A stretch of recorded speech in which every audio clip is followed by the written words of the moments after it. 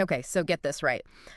Donald Trump, he just gave like the longest speech to Congress ever. Over. I mean, we're talking like even longer than Bill Clinton's, like those super long speeches Clinton was known for. Right. You ready to kind of break this thing down? Let's do it. We've got like a ton of sources here, everything from immigration and the economy all the way to wokeness and tariffs and even like some pretty surprising stuff about Elon Musk. I know. It's pretty wild. So let's dive in and see what's really going on with this whole thing. This speech, it was almost 100 minutes. Like, Wow. it's crazy, right? I mean, it's basically a movie at that We point. know it's longer than some of my favorite movies, for sure. Right. So tell me, is there like some kind of strategy behind giving a speech that long? Like, is he trying to just like overpower everybody with just the sheer volume of words? That's a good question. I think there's a couple things going on here. I mean, on the one hand, yeah, it could be a power move, right? Like just speaking for so long that people get worn down.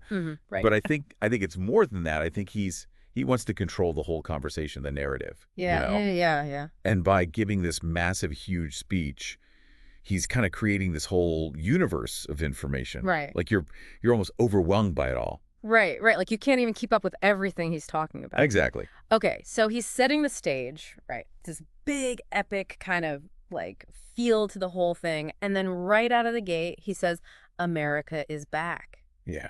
The Republicans in the room went wild. They loved it. What do you think? Does that set like an optimistic tone or more of an aggressive tone? I think it's both, On the one hand, yeah, it's optimistic. It's saying America's back, things are good, but it's also got this edge to it. Like, Right. don't mess with us kind of thing. Right, like we're back and we're ready to. Exactly. And it's all tied to this message of the economy coming back strong.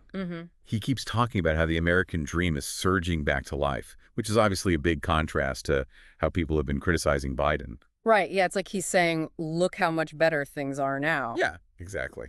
Okay, so there's this like us versus them dynamic already. Yeah. Now, he also mentioned immigration and U.S. law, Uh-huh. which are always, those are always hot button topics, right? Always. What did he actually say about those? It's interesting. The sources we have, they don't really get into specifics about what he's actually proposing. Oh, really? Yeah, it's almost like he's teasing it, Yeah. leaving us to wonder what he's really going to do. Okay, so a little bit of mystery there, but there was one thing he definitely didn't hold back on, and that's his attack on wokeness. Oh, yeah. He straight up said, our country will be woke no longer. And he kept talking about how people should be hired based on skills and competence, not race or gender. This is where it gets really interesting because it's not just about politics, it's about culture, too. Yeah. Like, he's tapping into this feeling that some people have that things are changing too fast, that their values are under attack. Right. And he's basically saying, I hear you, I'm with you. So you think he's trying to solidify his base by taking like a really hard stance on this? Totally, and maybe even appeal to people who aren't already his supporters, but who are feeling like kind of left behind by all the cultural changes. Yeah, that makes sense. Like he's trying to create this broad coalition of people who are uncomfortable with how things are going. Okay, interesting. Now let's talk tariffs. Trump doubled down on those 25% tariffs on Canada and Mexico. I mean, he even used some really strong language like, if you don't make your product in America, he said, you will pay a tariff. It's like you can practically hear the factories roaring back to life, Right. It's this whole America First message that really resonates with a lot of people, especially those who feel like globalization has hurt them. Right, yeah, it's that whole bring back the jobs thing. But it also feels like, I don't know, kind of a like aggressive stance to take with, our neighbors. Do you think these tariffs could end up like backfiring somehow? It's definitely possible. I mean, tariffs are complicated. They're not a simple solution. Yeah. On the one hand, yeah, they can protect American industries and jobs, but on the other hand, they can also make things more expensive for consumers. Right. And they can even lead to trade wars, which nobody wants. Okay, so there's a potential downside to this whole America First approach. For sure. And now this is where it gets really interesting. You won't believe this, but Trump actually praised Elon Musk. Oh, yeah, I know, right? I know, crazy, right? It's pretty surprising, considering they haven't always agreed in the past. Yeah, how do you explain that? Well, think about it. Trump is all about disrupting the system, right? Shaking things up. Yeah. And Musk is doing the same thing, but in the tech world. Right. So in a way, they're both kind of on the same page. Interesting. And he even brought up DOGE, you know, that cryptocurrency that Musk is always talking Oh, about? yeah, yeah. Apparently, Trump thinks DOGE is the key to, get this, overhauling the entire federal government. Wow, that's a bold statement. Yeah, I know, right? It's Right. like, it's crazy. But it also speaks to this growing belief that cryptocurrency could completely change how things work, like not just in finance, but in like everything. Right. It's like they're both tapping into this idea of radical change, each in their own way. Yeah, I think you're right. It's like they're both saying the old ways aren't working, we need something new. So we've got economic nationalism, a push against wokeness, and now this nod to like crypto revolutionaries. It's quite the mix. It really is, and it kind of shows you just how complicated things are right now. Like there are all these different forces at play, pushing and pulling in different directions. And don't forget, this was all in one speech, one record-breaking speech. It's a lot to take in. So what do you think? Was this just Trump being Trump, or is there something more, more strategic going on here? That's the million-dollar question. It's one we're going to keep exploring as we dive deeper into this whole thing. And trust me, things are about to get even more interesting. Okay, I'm ready. You know, it's interesting. Like one thing that really stuck with me about this speech was how how he kind of tied everything together. You know, all these different ideas.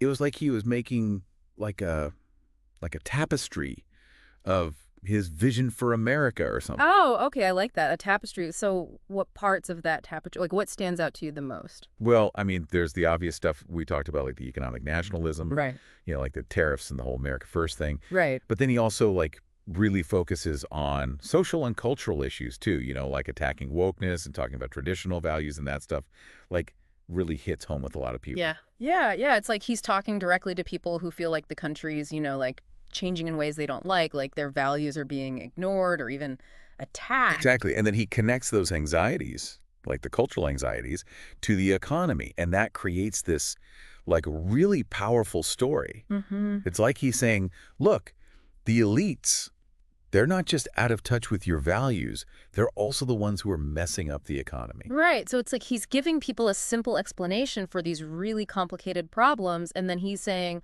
I'm the one who can fix it. Exactly. And then there's the elephant in the room.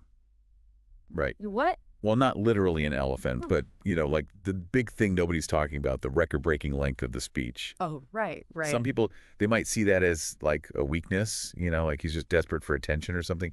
But I actually think it's a sign of strength. Oh, really?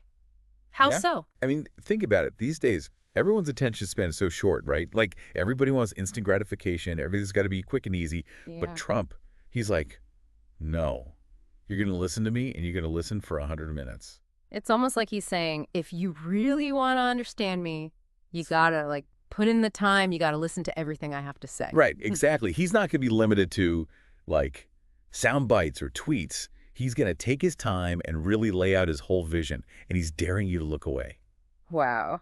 There's a certain like, I don't know, defiance to that. Like he's almost like daring people to challenge him. Yeah, there's definitely a swagger to it. And it's not just about appealing to his base either. He's also sending a message to his opponents, to the media, to the whole world, like, I'm still here, I'm still relevant, and I'm not going anywhere. So he's really playing the long game here, huh? Hmm. Okay, now speaking of things that got people talking, we got to talk about Melania Trump and this whole thing with the Take It Down Act, the thing about criminalizing sharing intimate images online without consent. Right, right. I mean, that's not something you usually hear about in a presidential address. Yeah, it's pretty unusual. But this act, it could actually make a real difference, Like, it's not just talk. It could actually give victims some real legal protection. Yeah, exactly. I mean, think about it. Like, finally, there would be some real consequences for people who do this kind of stuff online. Yeah, it's a pretty big deal. And it raises some interesting questions, too. Like, is this Melania, like, stepping out from her husband's shadow and, kind of, like, creating her own political identity?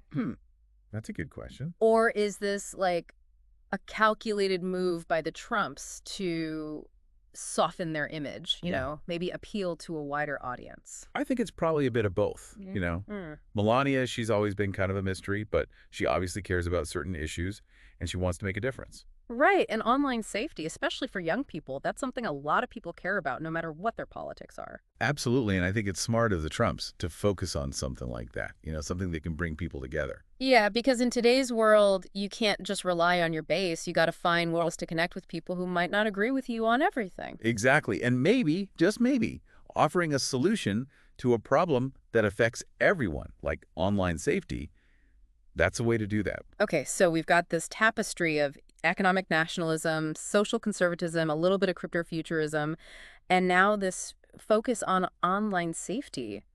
It's a lot to take in. It really is. So, what's the takeaway for, the average person who's trying to make sense of all this? I think the biggest takeaway is this. Don't underestimate Donald Trump. He's a really good communicator. He's a smart strategist, and he's playing the long game here. Right. This speech wasn't just about repeating the same old stuff. It was about setting the stage for what's next. Yeah. He's planting seeds, testing the waters, and he's sending a message that he's not going anywhere. So, he's back and he's ready to Yeah, fix. Yeah. exactly. And it's going to be interesting to see what happens next. It's funny. We've talked so much about like how long this speech was, this whole record-breaking 100 minutes thing. Right. But it kind of makes you wonder, does length really matter? Like, is that really what matters, or is it more about what he said? Like the message and how it landed with people? Yeah, that's the real question, isn't it? Like, Sure. I mean, you can say something really powerful in just a minute, or you can talk for an hour and bore everybody to death. It's not really about the clock. It's about like connecting with whoever's listening. Right. It's about getting their attention, like making them feel something, and like think about some of those famous speeches, right? Like Martin Luther King Jr.'s "I Have a Dream" speech, or Lincoln's Gettysburg Address. I mean, those weren't exactly short, but they really stuck with people because they like tapped into something deeper, something everyone can relate to. Exactly. And maybe that's what Trump is going for too, you know? Like he's betting that if he just like immerses you in his world for 100 minutes, something's going to stick with you. Yeah. Like a phrase or an image or even just a feeling like Yeah. he wants to leave his mark somehow. So maybe it's not just about getting people to agree with him. It's about getting them to like remember him, to keep talking about him. Yeah, I think that's a big part of it. And it's working, isn't it? Like, Yeah. I mean, here we are, like, analyzing every word, every little thing he said. He's all over the news. Everyone's talking about him. Like, whether you love him or hate him, you can't ignore him. He's good at that, that's for sure. Okay, now before we wrap up, I wanted to like circle back to something you said earlier. You know how you were talking about the speech being like a tapestry, weaving all these different themes together. Yeah. So what's the overall picture he's painting? Like what's the big takeaway, the grand vision he's trying to get across? Okay, so think of it this way. He's basically saying, let's go back to a simpler time, like a time when America was, strong and respected and not afraid to be a leader on the world stage. Right. And that really appeals to people, you Mm. know, like this nostalgia for a time when things felt, I don't know, maybe more certain, more stable. It's like that whole Make America Great Again thing, but with like a 2025 update.